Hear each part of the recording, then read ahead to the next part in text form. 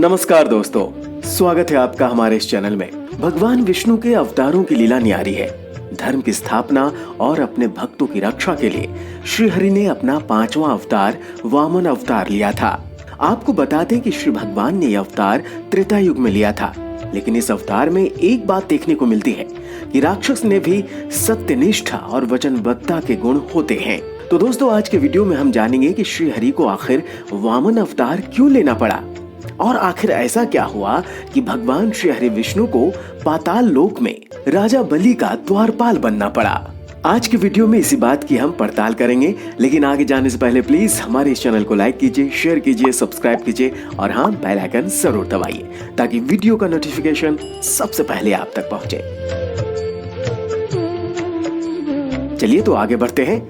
देव और दैत्यों के बीच जब युद्ध हो रहा था तब सभी दैत्य हार चुके थे। पराजित दैत्य इसके बाद मृत्यु दैत्यों और घायलों को लेकर चले जाते हैं। वहीं दैत्यराज बलि को इंद्रदेव घायल कर देते हैं। उस समय दैत्यों के गुरु कहे जाने वाले शुक्राचार्य संजीवनी विद्या के बल पर दैत्यराज बलि और बाकी मृत्यु दैत्यों को जीवित कर देते हैं। इसके बाद राजा बलि के लिए शुक्राचार्य एक विशाल यज्ञ के माध्यम से अग्निदेव को प्रसन्न कर वरदान के रूप में रथ, बाण और अभेद्य कवच हासिल कर लेते हैं।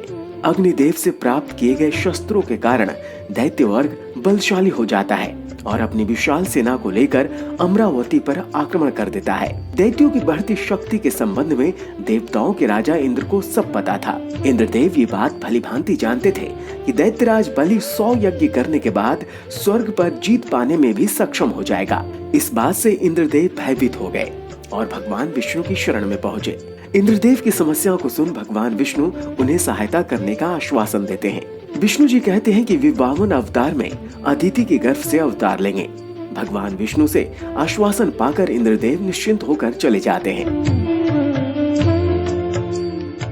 इधर दैत्यराज बलि देवों को पराजित कर देता है। ये देख महर्षि कश्यप के कहने पर माता अदिति पुत्र प्राप्ति की कामना करते हुए उपासना आरंभ करती हैं। इसी उपासना के बाद भगवान विष्णु ने भाद्रपद मास की शुक्ल पक्ष की 12वीं तिथि के दिन माता अदिति के गर्भ से वामन रूपी अवतार लिया।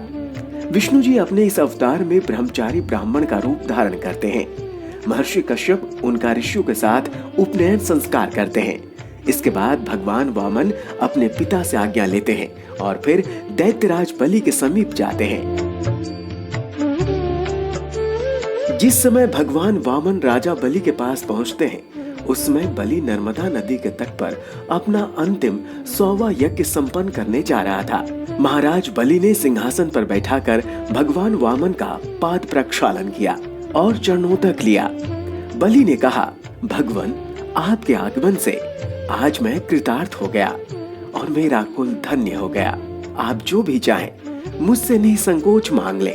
भगवान वामन ने बलि के कुल एवं दानशीलता की प्रशंसा करते हुए उनसे मात्र 3 पद की भूमि की याचना की। बलि के बार बार और मांगने की आग्रह के बाद भी उन्होंने कुछ भी मांगना स्वीकार नहीं किया।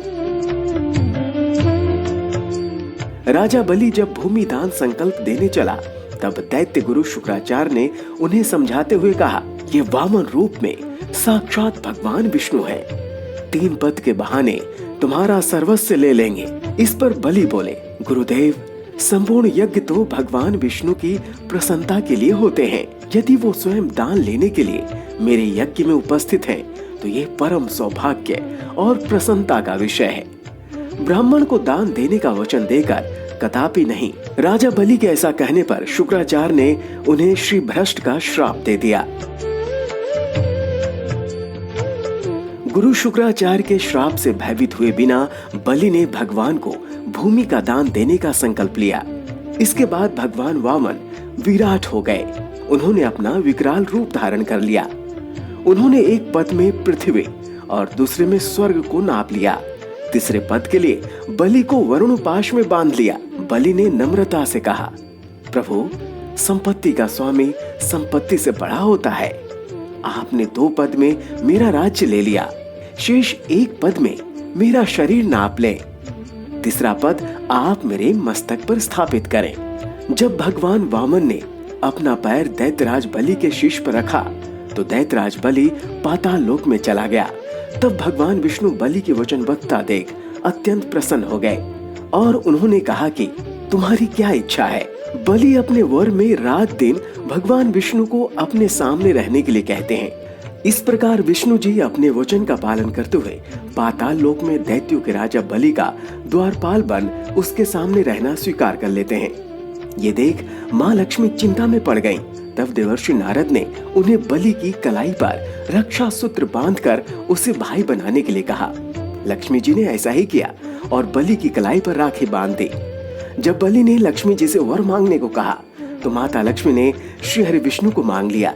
इस तरह रक्षा सूत्र से माता लक्ष्मी को भगवान विष्णु दोबारा मिल गए। तो दोस्तों, आपको ये रोचक जानकारी कैसी लगी? इसी प्रकार की रोचक और भक्तिमय जानकारी के लिए हमारे इस चैनल को लाइक कीजिए, शेयर कीजिए, सब्सक्राइब कीजिए और हाँ, बेल आइकन जरूर दबाइए ताकि वीडियो का नोटिफिकेशन सबसे पहले आप तक पहुंचे।